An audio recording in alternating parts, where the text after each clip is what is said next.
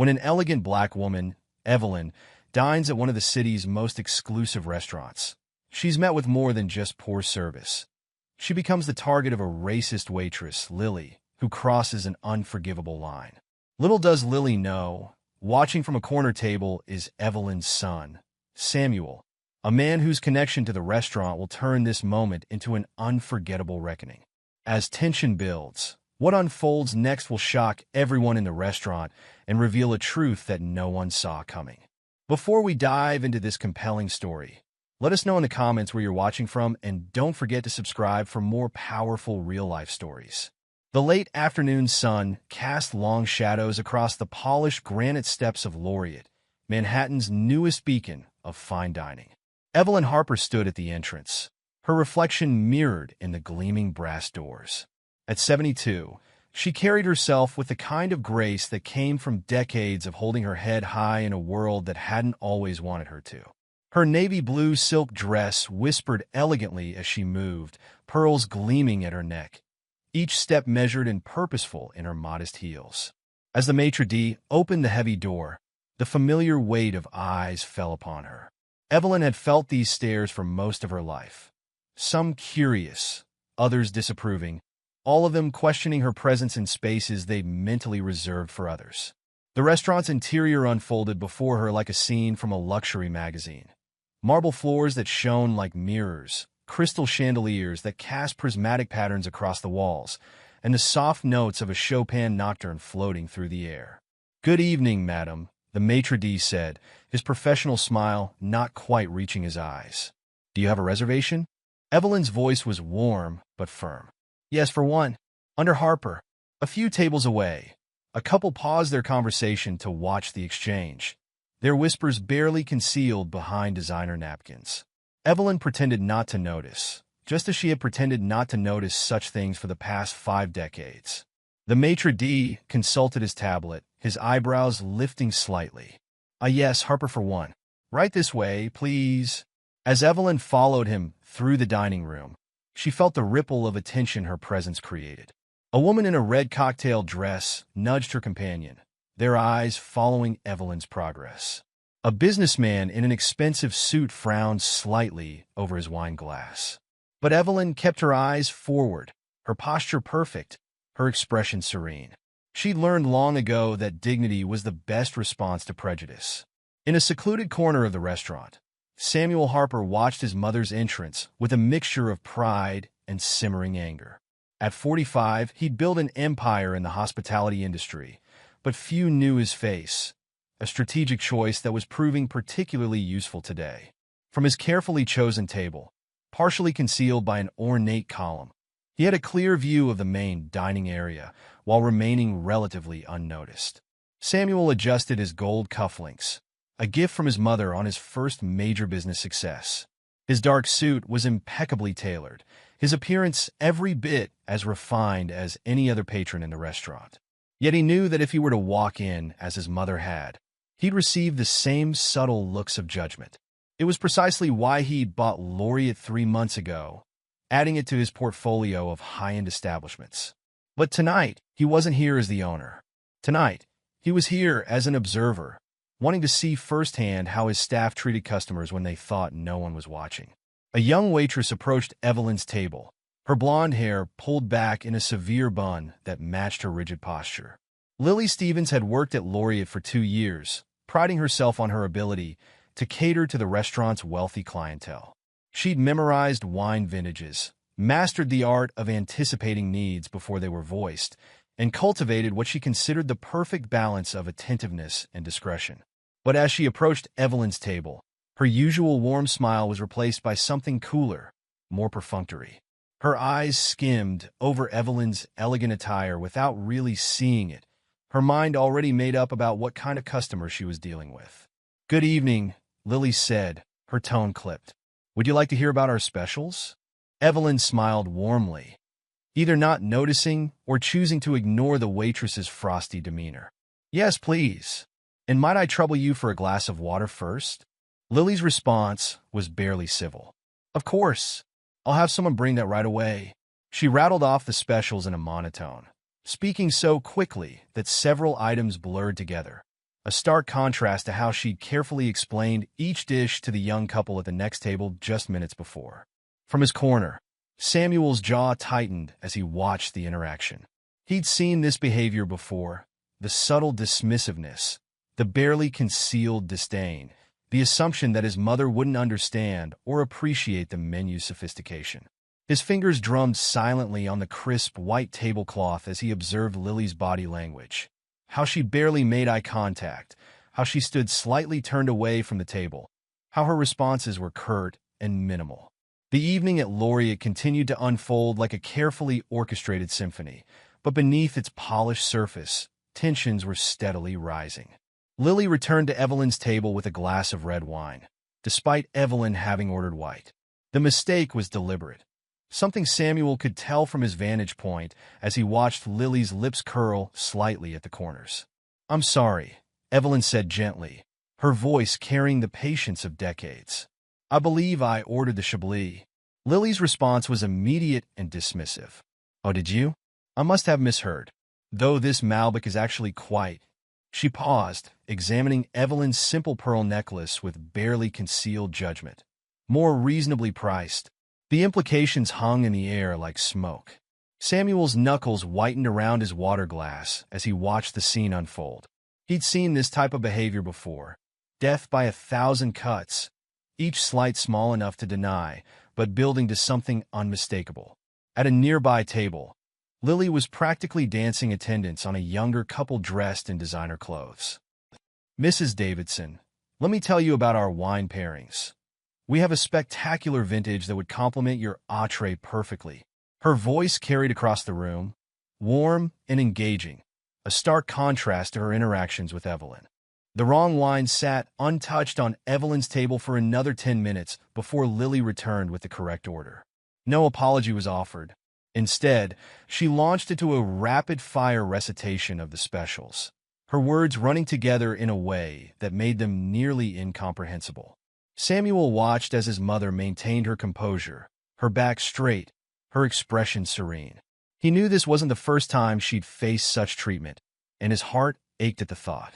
His own meal sat forgotten before him as he observed the subtle dance of discrimination playing out in his restaurant.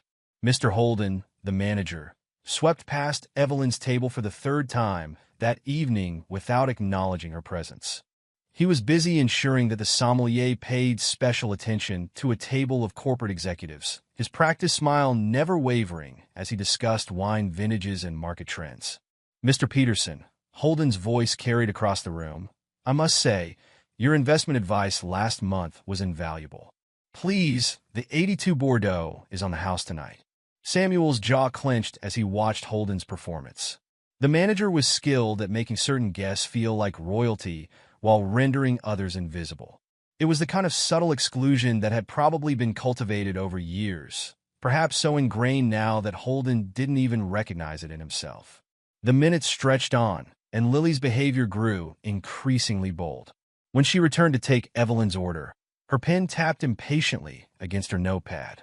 "Have you had a chance to look over the menu?" she asked, though Evelyn had been waiting to order for nearly 20 minutes. "Yes, thank you," Evelyn replied, her dignity unchanged. "I'll have the Maine lobster thermidor."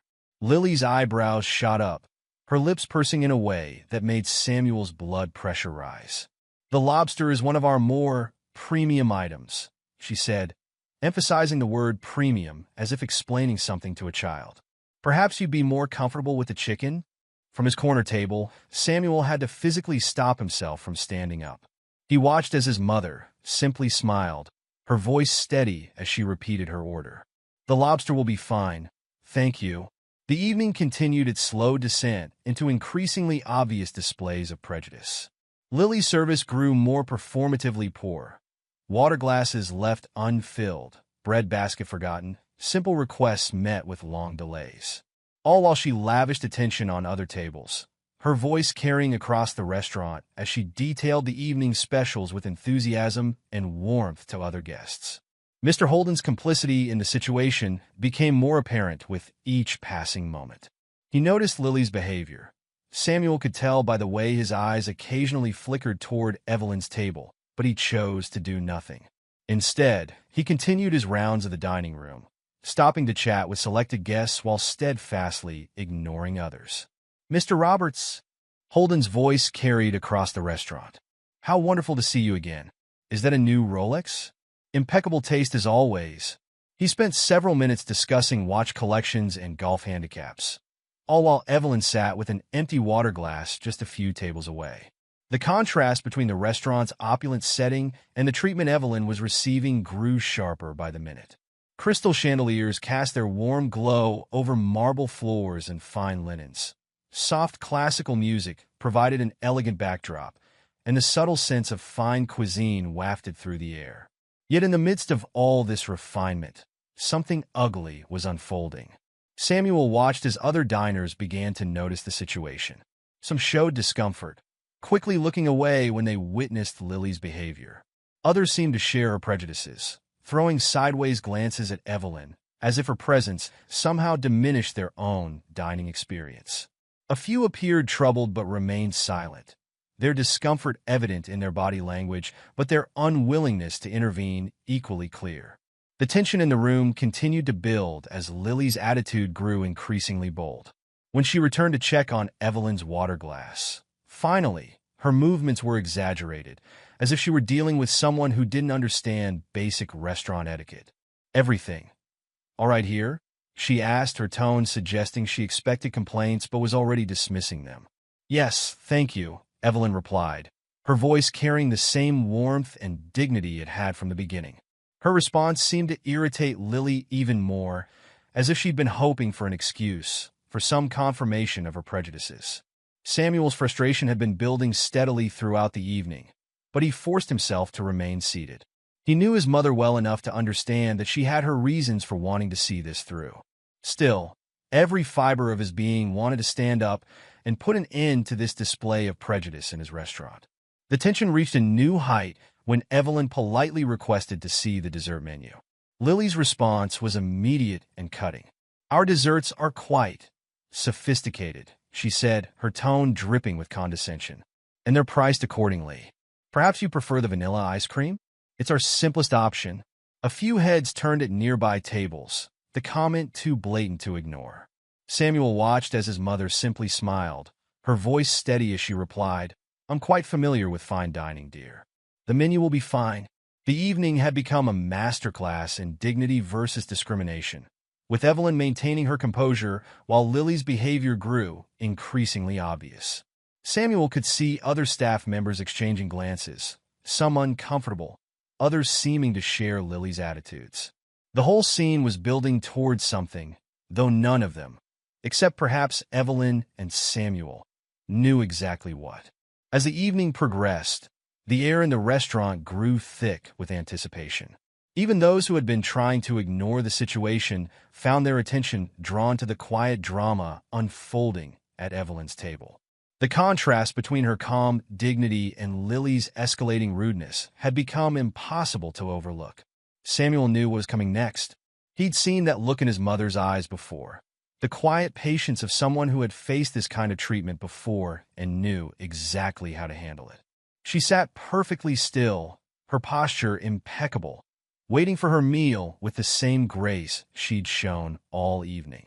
The tension in the room was palpable now, like the moment before a storm breaks. Samuel watched as Lily disappeared into the kitchen with Evelyn's order, his heart racing as he anticipated what might happen next. He'd seen enough to know that significant changes would need to be made at Laureate. But first, this situation would need to reach its inevitable conclusion. The luxurious surroundings seemed to mock the ugliness of the situation. The fine china and crystal, the expensive artwork on the walls, the subtle lighting designed to flatter and soothe. All of it stood in stark contrast to the display of prejudice that had been unfolding throughout the evening. The kitchen door swung open as Lily emerged with Evelyn's lobster thermidor, the dish perfectly plated on fine bone china. Steam rose from the expertly prepared meal, carrying with it the rich aroma of butter and herbs that would normally herald a dining experience of the highest caliber. But Lily's intentions were far from serving excellence. Instead of proceeding directly to Evelyn's table, she paused behind one of the restaurant's ornate marble columns, believing herself hidden from view. Her lips curled into a cruel smile as she glanced around furtively, checking to ensure no other staff members were watching. In her mind, she was alone with her prejudices and power over this particular diner's experience. What Lily didn't realize was that Samuel's carefully chosen seat provided him with an unobstructed view of this precise spot. He watched, his heart thundering in his chest, as Lily performed what she thought was her private act of malice. With deliberate spite, she leaned over the plate and spat directly into the lobster thermidor, her face contorted with a satisfaction that made Samuel's stomach turn. "That'll teach her to know her place," Lily muttered under her breath, adjusting the plate's presentation with false care. Samuel's hands gripped the edge of his table, his knuckles white with restrained fury. In all his years in the restaurant business, he'd seen discrimination take many forms, but this level of malicious degradation struck him to his core. The fact that it was directed at his mother, a woman who had faced and overcome countless such acts of prejudice throughout her life, made it all the more personal. Lily emerged from behind the column, her professional mask back in place as she approached Evelyn's table with the contaminated dish. She moved with an exaggerated flourish, her steps measured and deliberate, playing to her audience of regular patrons who had been watching the evening's drama unfold. "Your lobster thermidor, madam," she announced with false sweetness, placing the plate before Evelyn. "Do be careful, it's quite sophisticated." Before Evelyn could reach for her fork, Samuel rose from his seat. His movement was calm but purposeful, each step carrying the weight of authority that came from owning not just this restaurant, but dozens of others across the country. The soft lighting caught the gold of his cufflinks, his mother's gift, as he approached the table. "Allow me, mother," he said, his voice carrying clearly across the now-hushed dining room. With gentle precision, he lifted the plate away from her place setting, his eyes never leaving Lily's rapidly paling face. Evelyn looked up at her son, surprise flickering across her features before understanding dawned in her eyes. She had known he owned the restaurant, but hadn't expected him to be present tonight. A small smile played at the corners of her mouth as she watched the scene unfold. "Mother," Lily repeated, her voice barely a whisper as the color drained from her face. Her eyes darted between Samuel and Evelyn, the implications of that single word crashing down around her like shattered crystal. "Yes, mother," Samuel confirmed, his voice steady but carrying an edge that cut through the restaurant's elegant atmosphere. Mrs. Evelyn Harper, graduate of Howard University, former civil rights activist, retired professor of African American literature, and most importantly, the woman who raised me to become the owner of this establishment. The silence in the restaurant was absolute. Even the soft classical music that had been playing seemed to fade away in the gravity of the moment. Nearby diners sat frozen, their own meals forgotten as they watched the scene unfold. I don't understand," Lily stammered, taking a small step backward. "You're the owner?" "Samuel Harper," he confirmed, setting the contaminated plate on a nearby service station. "I purchased Laureate 3 months ago, along with several other restaurants in Manhattan. Tonight, I came to observe how my staff treats customers when they think no one is watching." His gaze swept the dining room, taking in the other patrons, some of whom had the grace to look ashamed. "What I've witnessed has been educational." Mr. Holden, who had been hovering near the bar, quickly approached the table, his professional smile strained. "Mr. Harper, I had no idea you were joining us tonight. If there's been any misunderstanding—" "Misunderstanding?" Samuel's voice carried a quiet thunder that stopped Holden mid-sentence. "Let's be very clear about what I've observed this evening. I watched as this waitress deliberately provided poor service to my mother. I saw her bring the wrong wine, delay taking orders, and make condescending remarks about menu prices. I witnessed you, Mr. Holden, actively ignore a patron in distress while lavishing attention on others." He turned back to Lily, whose trembling had become visible. "But most disturbingly, I just watched you commit what I consider to be one of the most deplorable acts possible in food service, deliberately contaminating a customer's meal." Gasps erupted around the dining room. A woman at a nearby table pressed her hand to her mouth in shock. Lily's face, already pale, turned almost gray. I never," she began, but Samuel held up his hand. "Don't." I saw you behind the column. Every detail. He squared his shoulders, his voice taking on the tone of authority he developed over years of business leadership. Ms. Stevens, your employment at Laureate is terminated, effective immediately. Please collect your belongings and leave the premises.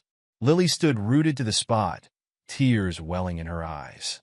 Please, Mr. Harper, I need this job. I have bills to pay.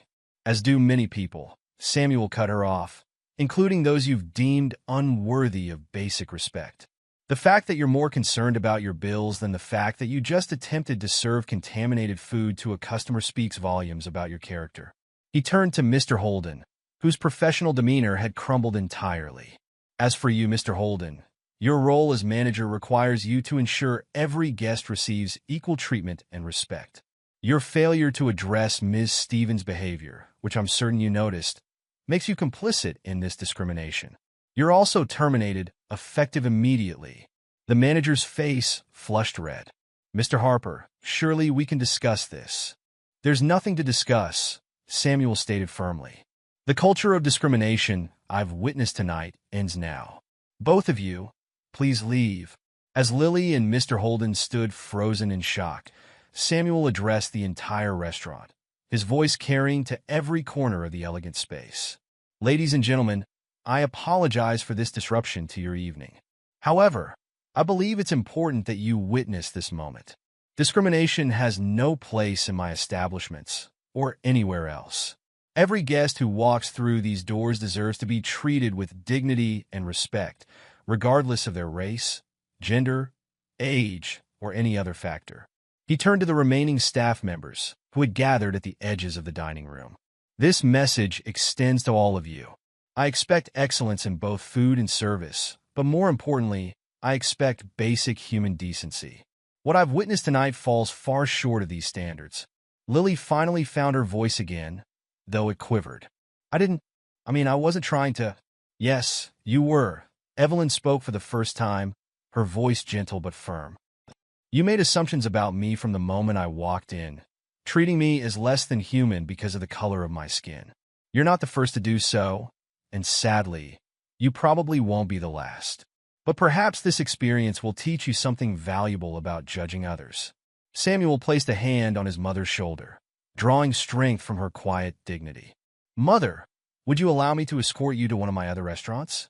I know a place where you'll be treated with the respect you deserve. Evelyn smiled warmly at her son.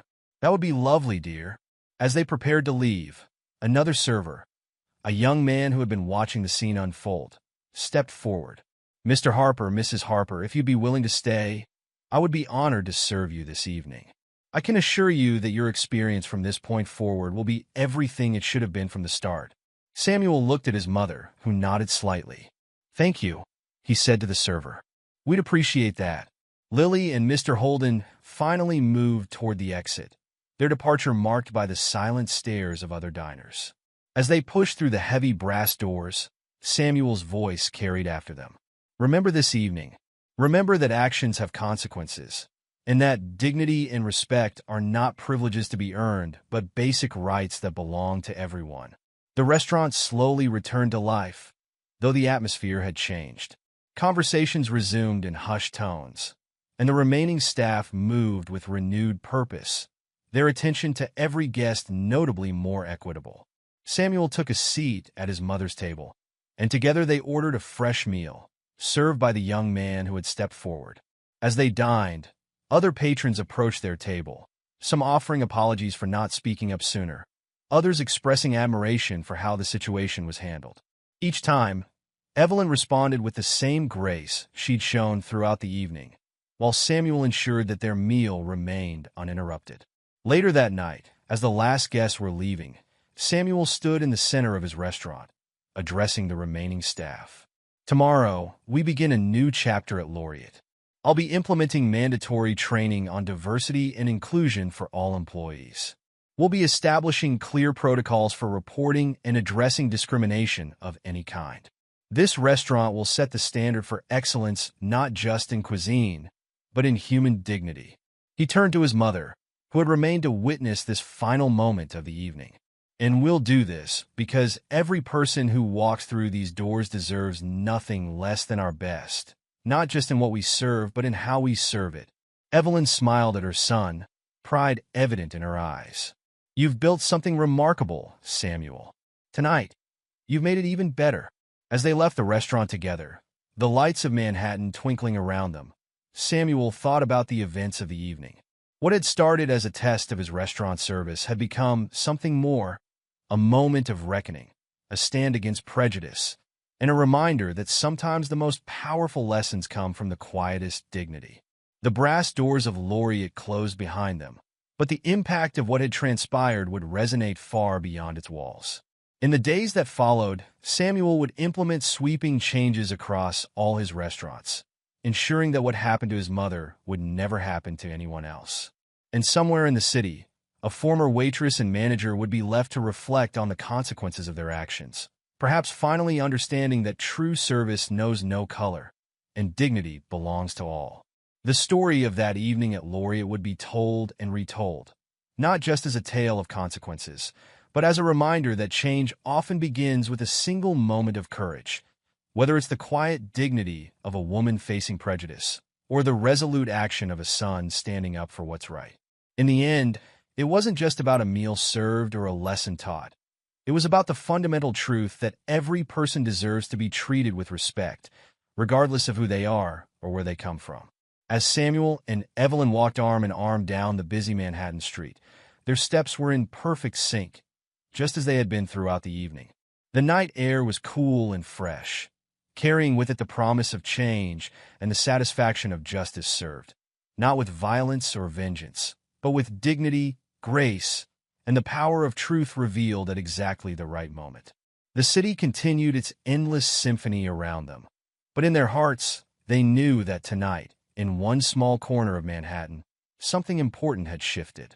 It wasn't just about right and wrong, or power and prejudice. It was about the simple truth that every person deserves to be treated with dignity, and that sometimes the most powerful response to hatred is not more hatred, but the quiet strength of character that refuses to be diminished by it. And as they disappeared into the New York night, the lights of Laureate dimmed behind them, marking the end of one chapter and the beginning of another, not just for a restaurant, but for all those who had witnessed the power of standing up for what's right, with grace, dignity, and unwavering resolve. The morning after the incident at Laureate dawned bright and crisp over Manhattan. Samuel Harper sat in his corner office on the 42nd floor of a gleaming skyscraper, reviewing the emails and messages that had flooded his inbox overnight. News of the previous evening's events had spread through the restaurant industry like wildfire, carried by social media posts from dinner guests and whispered conversations among staff members at other establishments. His phone buzzed again. Another message from a restaurant industry publication requesting comment on what they were calling the Laureate incident. Samuel set the phone aside, focusing instead on the stack of documents before him. They outlined his new company-wide anti-discrimination policies, developed through the night with his legal team and human resources department. A gentle knock at his door drew his attention. "Come in," he called, already knowing who it would be. Evelyn Harper entered, elegant as ever in a cream-colored suit, her pearls catching the morning light. She carried 2 cups of coffee from the artisanal cafe downstairs, a morning ritual they'd shared whenever she visited his office over the years. "I thought you might need this," she said, placing 1 cup on his desk. "Though from the look of those papers, you haven't slept much to need it." Samuel smiled, taking the coffee gratefully. "There's too much work to be done to sleep. Last night opened my eyes to problems I should have seen sooner." "Don't be too hard on yourself," Evelyn said, settling into one of the leather chairs across from his desk. "Sometimes we need to see things firsthand to truly understand them." Samuel took a sip of his coffee, letting its warmth spread through him. "I've been thinking about all the times you must have faced similar treatment over the years. All the restaurants, stores, offices. Too many to count," Evelyn acknowledged, her voice carrying no bitterness, only wisdom. "But what matters is what we do with those experiences. And you, my son, are doing something remarkable with yours." She gestured to the papers on his desk. "Tell me about your plans." Samuel leaned forward, spreading out the documents. First, we're implementing mandatory diversity and sensitivity training across all our restaurants. Not just surface-level workshops, but ongoing programs that address the root causes of prejudice and discrimination. We're bringing in experts in cultural competency, civil rights advocates, and social justice educators. That's a good start, Evelyn nodded, but training alone won't change hearts. Exactly, Samuel agreed. Which is why we're also establishing a customer advocacy board, a diverse group of community members who will help us understand and address issues of discrimination before they become incidents. And we're creating anonymous reporting systems for both staff and customers to report any concerns. He pulled out another document. We're also revising our hiring practices. I want our staff to reflect the diversity of the communities we serve at all levels, from the kitchen to management. And we're implementing clear consequences for discriminatory behavior, no excuses. And Lily and Mr. Holden? Evelyn asked, her voice gentle but firm. Samuel's expression hardened slightly. They've both been blacklisted from all our establishments. I've also shared their information with other restaurant groups in the city, detailing their actions. They may find other work in the industry, but not at any reputable establishment in Manhattan. Is that justice? Evelyn asked, watching her son carefully. Samuel considered the question. It's accountability. They need to understand that actions have consequences. But, he paused, pulling out another document. I'm also establishing a rehabilitation program. If they complete comprehensive anti-discrimination training and demonstrate genuine change, they could be eligible for employment at other restaurants in the city, though never at our establishments. Evelyn smiled, pride evident in her eyes. You're offering them a path to redemption while maintaining firm boundaries. That's wisdom, Samuel. Their conversation was interrupted by another knock. Samuel's assistant, Marcus, entered with a tablet in hand.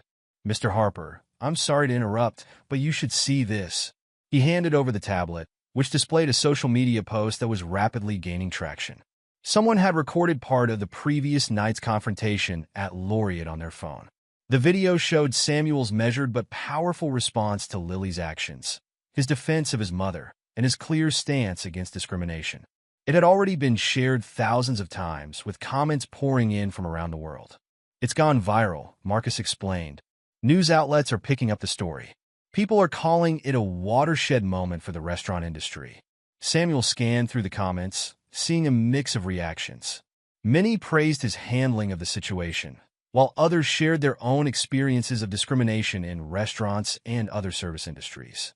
Some criticized him for being too harsh, while others thought he wasn't harsh enough. The court of public opinion, Evelyn mused, reading over his shoulder. What matters is not what they say, but what you do next. Samuel nodded, handing the tablet back to Marcus. Schedule a press conference for this afternoon. It's time to take control of this narrative and turn it into something constructive. As Marcus left to make arrangements, Samuel turned back to his mother. Will you stand with me at the press conference? Your dignity in the face of discrimination spoke volumes last night. People need to hear your perspective. Evelyn considered the request. Are you sure? This could become even bigger with my involvement. That's exactly why I want you there, Samuel replied. This isn't just about one incident or one restaurant. It's about addressing a systemic problem that affects people every day. Your experience, your wisdom, they add weight to this message. The hours leading up to the press conference were a whirlwind of preparation. Samuel's PR team worked to craft a statement that would address the incident while focusing on positive changes moving forward. Legal advisors reviewed every word to ensure the message was clear, but protected the company from potential litigation. Through it all, Evelyn remained a calm presence, offering subtle suggestions that helped shape the message.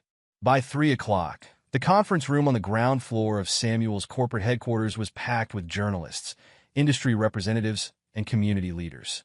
Cameras flashed as Samuel and Evelyn took their places at the podium, the Harper Hospitality Group logo displayed prominently behind them.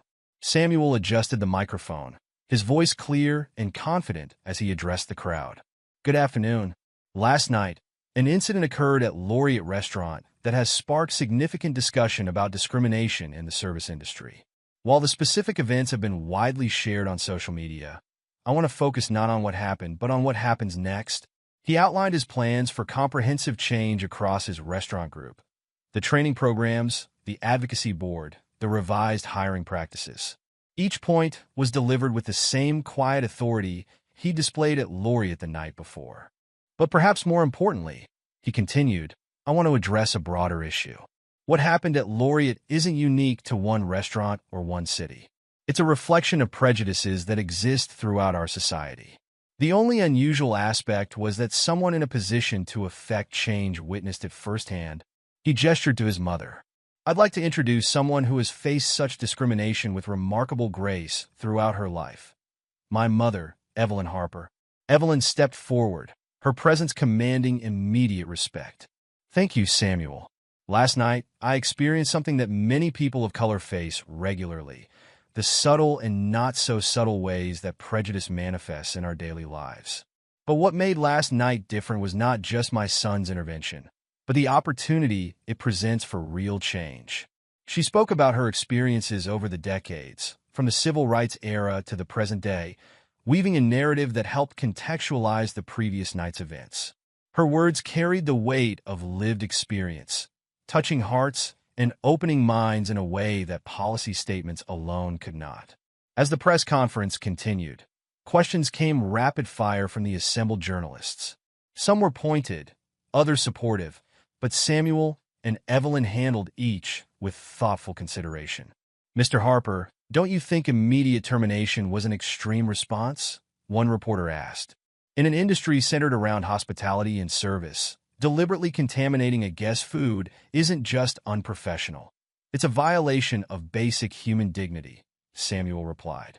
The response had to match the severity of the action. Another reporter raised her hand. Mrs. Harper, how do you feel about this incident becoming such a public story? Evelyn leaned into the microphone, her voice steady. If sharing my experience helps prevent others from facing similar treatment, then some good has come from it. But more importantly, this incident has sparked a necessary conversation about how we treat each other in public spaces. The questions continued for almost an hour, covering everything from specific policy changes to broader societal issues. Throughout it all, Samuel and Evelyn maintained their composure, turning each question into an opportunity to reinforce their message of positive change. As the press conference wound down, Samuel made one final announcement. Today, the Harper Hospitality Group is establishing the Dignity in Service Initiative, a foundation dedicated to promoting equality and respect in the service industry. We're committing $10 million to this cause over the next 5 years. The announcement drew applause from the crowd. As cameras flashed and reporters called out final questions, Samuel and Evelyn made their way from the podium, their heads held high. Later that evening, they sat together in Samuel's office, watching the sun set over the Manhattan skyline. News coverage of the press conference played silently on a wall-mounted screen, while social media continued to buzz with discussions about the day's events. You've started something significant, Evelyn said, watching her son as he reviewed messages on his phone. Are you ready for what comes next? Samuel set his phone aside, turning to face his mother. I learned from you that standing up for what's right isn't about being ready. It's about being willing. The changes we're implementing won't be easy, and they won't happen overnight. But they're necessary. And what about Laureate? Evelyn asked. Will you keep it? Yes, Samuel replied without hesitation. But we're going to transform it into something new. Starting next month, we'll be reopening it as Harper's, a restaurant that celebrates diversity not just in its staff and service, but in its menu. We'll feature cuisines and cooking techniques from around the world, creating a dining experience that brings people together rather than dividing them. Evelyn smiled, reaching out to take her son's hand. Your father would be proud of you, Samuel. He always said that true change happens when someone with the power to make a difference chooses to use that power for good. I learned that from both of you, Samuel replied, squeezing her hand. You taught me that dignity isn't just about how we carry ourselves. It's about how we treat others, especially when we think no one is watching. As night fell over the city, lights twinkled on in windows across Manhattan. In restaurants throughout the city, dinner service was beginning. Hundreds of small interactions between servers and guests, each one an opportunity for either prejudice or respect, discrimination or dignity. But in one corner office high above the streets, mother and son sat together, knowing that they had set something in motion that was bigger than themselves. The incident at Laureate wasn't just about one restaurant or one act of discrimination. It was about the moment when someone decided to take a stand, to say that enough was enough, and to back those words with actions that could create real change. The next morning, as Samuel walked into Laureate to oversee the beginning of its transformation, he passed the spot where his mother had stood just 2 nights before. The marble floors still gleamed, the crystal chandeliers still sparkled, but something fundamental had shifted. This space, which had been a stage for prejudice, would become a symbol of change. A reminder that sometimes the most powerful response to discrimination is not just calling it out, but creating something better in its place. And somewhere in the city, a former waitress and manager were beginning to understand the true cost of their actions, not just in lost jobs or damaged reputations, but in the opportunity they had missed to be part of something greater than themselves. Perhaps, in time, they would learn from their mistakes and find their own paths to redemption. But for now, the story of that night at Laureate would serve as a reminder that in the face of prejudice, dignity and justice can prevail, especially when someone has the courage to stand up and say, "This stops here." 3 months had passed since the incident at Laureate, and the restaurant space had undergone a complete transformation. Gone were the stuffy, traditional decorations that had once defined the establishment. In their place, the newly christened Harper's featured warm, inclusive design elements that celebrated diversity while maintaining its upscale atmosphere. Samuel stood in the center of the dining room, surveying the final preparations for the grand reopening. The walls now displayed artwork from various cultural traditions, each piece carefully chosen to tell a story of unity and celebration. The lighting had been redesigned to create an inviting ambience that made everyone feel welcome, regardless of their background.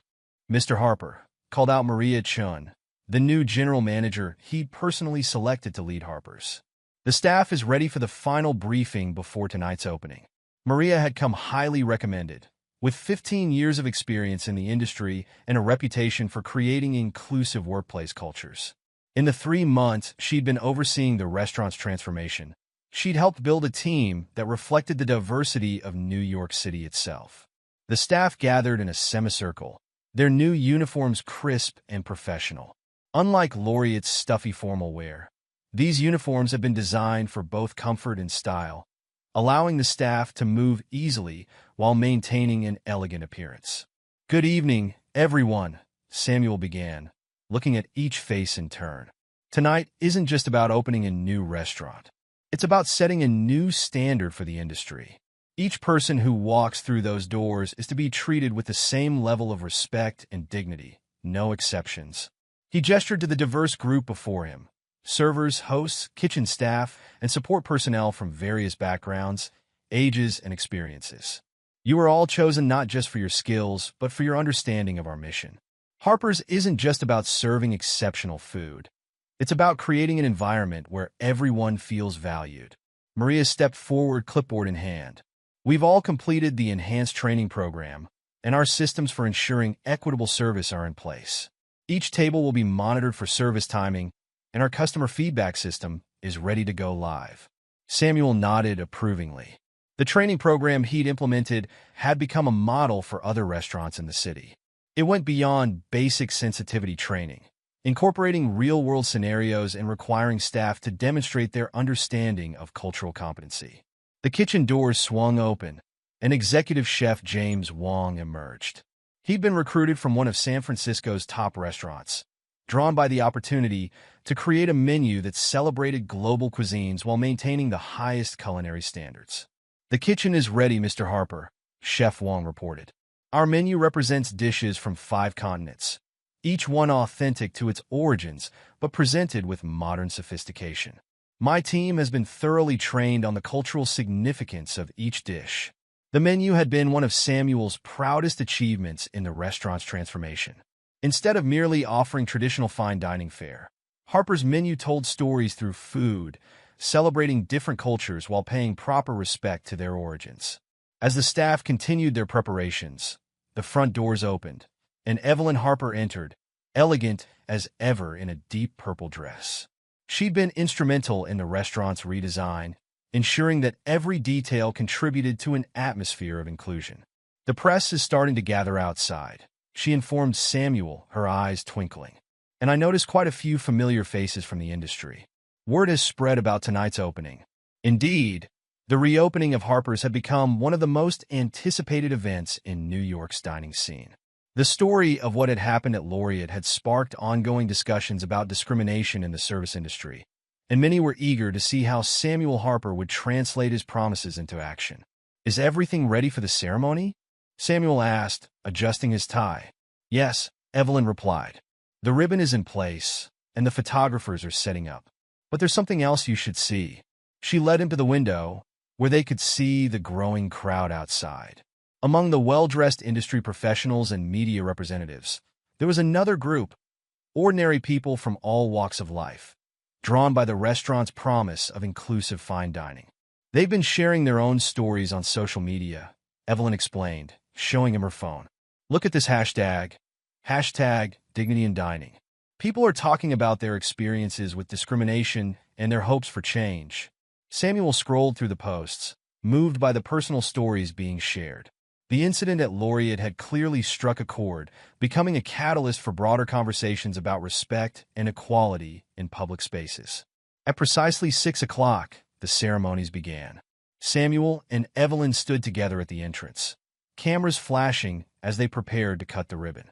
But before doing so, Samuel raised his hand for attention.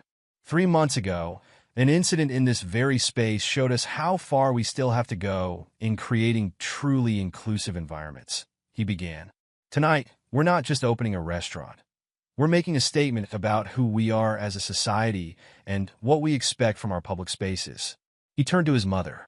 "None of this would have been possible without the dignity and grace shown by my mother, Evelyn Harper, in the face of discrimination. She taught me that the best response to prejudice is not anger, but action.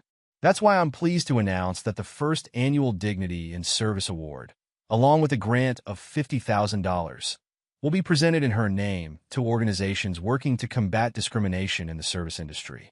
Applause erupted from the crowd. Evelyn, typically composed, wiped a tear from her eye as she helped her son cut the ribbon. The doors of Harper's opened, and the future of inclusive dining in New York City began. Inside, the evening unfolded like a symphony of service excellence. The staff moved with practiced precision, ensuring that every guest, whether a celebrity food critic or a curious local, received the same high level of attention and respect. In the kitchen, Chef Wong orchestrated his team with the skill of a conductor, sending out dishes that told stories of cultural heritage and innovation. Each plate that left the kitchen was accompanied by a small card explaining the dish's origins and significance, turning dinner into an educational experience without sacrificing sophistication. Maria moved through the dining room, her trained eye catching every detail. She noticed a young server spending extra time explaining the menu to an elderly couple, patiently answering their questions about unfamiliar ingredients. At another table, a host was arranging for a quiet corner table for a guest who used sign language to communicate. As the evening progressed, Samuel made his way through the restaurant, stopping to chat with guests and staff alike. He paused at one table where a family, clearly not regular fine dining patrons, was celebrating a special occasion. "Is everything to your satisfaction?" he asked warmly. The father, looking slightly overwhelmed but happy, nodded. "We've never been to a place like this before," he admitted. "We weren't sure we'd fit in, but your staff has made us feel so welcome." These were the moments that made all the work worthwhile. Samuel remembered his mother's words about the importance of making everyone feel valued, regardless of their background or experience with fine dining. Near midnight, as the last guests were finishing their meals, a familiar face appeared at the door. It was Thomas, one of the servers who had witnessed the incident at Laureate. He'd been invited to join the staff at Harper's, but had initially declined, feeling guilty about not speaking up that night. "Mr. Harper," he said, approaching Samuel, "I've been following everything you've done here. The changes you've made, they're incredible. I was wondering if that offer to join your team might still be open." Samuel studied the young man thoughtfully. The position is still available, but I have to ask, what would you do differently now if you saw discrimination happening? Thomas straightened his shoulders. I wouldn't stay silent. That night taught me that not speaking up makes you part of the problem. I want to be part of the solution. Report to Maria tomorrow morning, Samuel replied with a smile. We'll start your training right away. As the restaurant finally closed for the night, the staff gathered for a final meeting. The evening had been a success by every measure. The food, the service, the atmosphere had all exceeded expectations. But more importantly, they had shown that fine dining could be both exclusive and inclusive, maintaining high standards while welcoming all. Evelyn, who had stayed throughout the evening, addressed the staff. Tonight, you've all been part of something special. You've shown that excellence in service isn't about treating some people better than others. It's about treating everyone with the same high level of respect and care. Samuel added his own words of praise, but his mind was already on the future. Harper's was just the beginning. The Dignity in Service Initiative was receiving applications from restaurants across the country, all wanting to learn how to create more inclusive environments. Training programs were being developed, policies were being shared, and a movement was growing. As he and his mother left the restaurant that night, they paused to look back at the illuminated sign that read Harper's in elegant gold letters. Your father would be proud, Evelyn said softly. Not just of the success, but of what you're trying to achieve. He taught me that success without purpose is empty, Samuel replied. This is about more than running a successful restaurant. It's about changing the way people think about service and dignity. They walked together through the quiet streets of Manhattan, passing other restaurants where similar changes were beginning to take hold. The incident at Laureate had started as a moment of discrimination, but had transformed into a catalyst for change. In the months that followed, Harper's became known not just for its excellent food and service, but as a model for inclusive fine dining.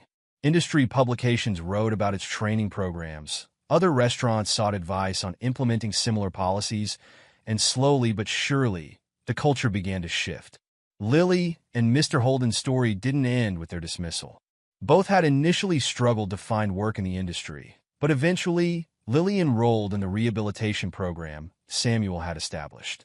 She completed the training, acknowledged her mistakes, and now works at a restaurant in Brooklyn, where she trains new staff on the importance of unbiased service. Mr. Holden took longer to accept responsibility for his role in enabling discrimination, but eventually, he too sought to make amends. He now consults with restaurants on developing inclusive management practices, using his own experience as a cautionary tale. 1 year after the opening of Harper's, Samuel stood at another podium, this time addressing a conference of restaurant industry leaders. The Dignity in Service Initiative had grown beyond his initial vision, becoming a movement that was changing the face of hospitality. The incident that sparked this change wasn't unique, he told the assembled crowd. What was unique was our response to it. We chose to view it not as a problem to be managed, but as an opportunity to create real change. In the audience, Evelyn sat proudly watching her son. She thought about all the times she'd faced discrimination over the years, all the quiet indignities she'd endured with grace. Now, that grace had been transformed into action, creating ripples of change that would benefit generations to come. The story of Laureate, now known throughout the industry, had become more than just a cautionary tale. It was a reminder that change often begins with a single moment of courage. Whether it's the dignity of someone facing discrimination or the determination of someone standing up against it. As Samuel concluded his speech, he shared a final thought that captured the essence of everything they'd achieved. In the end, true hospitality isn't about fancy foods or elegant surroundings. It's about recognizing and honoring the dignity in every person who walks through our doors. That's not just good service. It's our responsibility as human beings. The legacy of that night at Laureate continued to grow, touching lives far beyond the confines of a single restaurant. In break rooms and training sessions across the country, servers and managers discussed the importance of unbiased service. In culinary schools and hospitality programs, students learned about the Harper case study and its impact on the industry. But perhaps the most meaningful change could be seen in the small, daily interactions in restaurants everywhere. In the way servers greeted their guests, in the respect shown to every customer, and in the growing understanding that true hospitality knows no boundaries of race, class, or culture. And in a transformed space in Manhattan, where prejudice had once reared its ugly head, Harper's continued to set the standard for what inclusive fine dining could be, a place where excellent food and service went hand in hand with dignity and respect for all. What began as an act of cruelty from Lily led to a powerful display of justice, exposing the deep-rooted flaws within the establishment. But more than that, it highlighted the strength and grace of Evelyn, whose quiet dignity in the face of discrimination inspired her son to take action. This isn't just a story about a mother and son. It's a story about the importance of standing up to prejudice and demanding respect, no matter the circumstances. Because in the end, true power isn't in status or wealth. It's in character and integrity. Before you go, don't forget to subscribe for more powerful stories like this one. Thank you for watching.